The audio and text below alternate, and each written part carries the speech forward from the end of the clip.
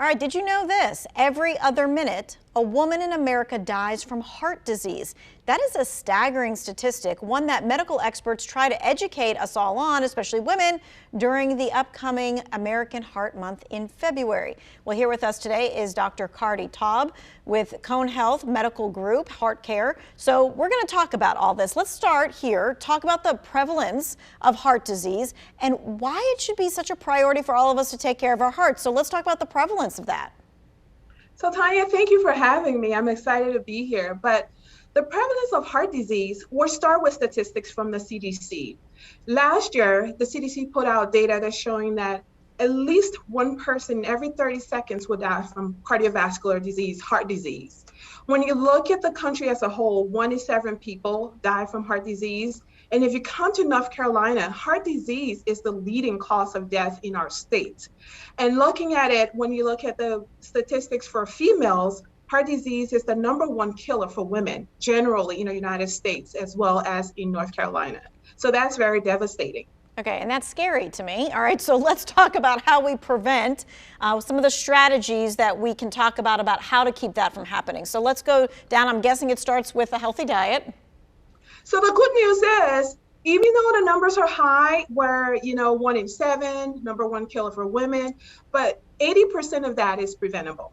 So yes, we can go down. There's a few things that you can do. Some things that's just basic. #1, eating a healthy diet.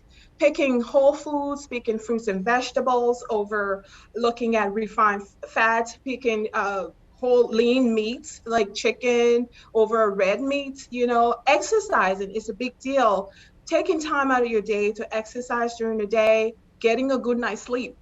As easy as it sounds, but getting a good night's sleep really helps with preventing, heart disease, as well as knowing your numbers. What is your blood pressure? Do you have diabetes? What's that number? Do you have high cholesterol? Knowing all those things really help you to prevent 80% of heart disease.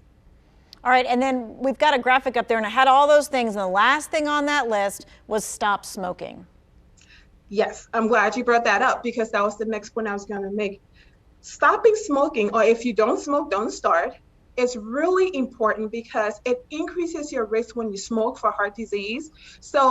And that includes vaping, that includes e-cigarettes. So cutting back or stopping smoking completely really does help with you cutting back your risk on heart disease.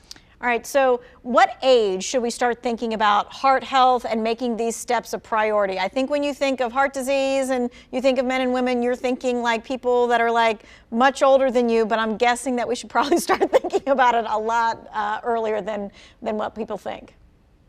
So heart disease affects men and women, and it's everybody's business. It's a whole family business. So there's no age to start thinking about heart disease. Start now. Involve the children in the family. Pick diets that are healthier because think about it. If you start a healthy habit at a younger age, you're more likely to continue that habit and you become a healthier adult and you're decreasing your risk of heart disease. So make it a family issue. Work together, exercise together, pick healthier diets. So encourage your children when they pick foods from the cafeteria. Teach them what the menu shows and what those healthier meals are. And it really makes a difference, those little steps. Right, so it's not like you can eat whatever you want up until age 30 and then all of a sudden you got to cut that off and start thinking about the heart health. You got to start thinking about that from day one. You have to start thinking about it from day one. And we have to start encouraging our children's school age, because by the time they go away to college and by the time they're adults, and if they started at a young age, that risk goes down, and as we talk about, 80% is what we do, what the habits that we develop. So.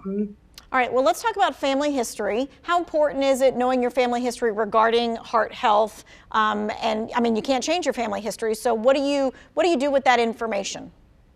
So this is the time for families to talk about what's prevalent or what's happening with heart disease in a family. So you want to understand, is there high cholesterol in your parents, your siblings, if anybody have been diagnosed with high blood pressure? You also want to understand how young, diabetes in the family. And when it comes to heart attacks and a risk for heart attacks, family history is also important because if your dad developed heart attack at age 55, we call that premature. So you want to make sure to understand and screen for those things, because we're able to screen, we're able to advise and give you information that can really help you when you have that family history. And I forgot to say, mom, age of less than 65, you want to also be on that guard, making sure that your chances are lessening.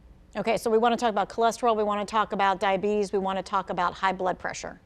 Yes, ma'am. Okay, good to know. All right, we're going to take a quick break. We're going to be right back. We're going to learn a little bit more, and we're going to give you a way for you to be kind of like face-to-face, get some more of your questions answered about heart health, and that's coming up locally here in Greensboro. We'll be right back.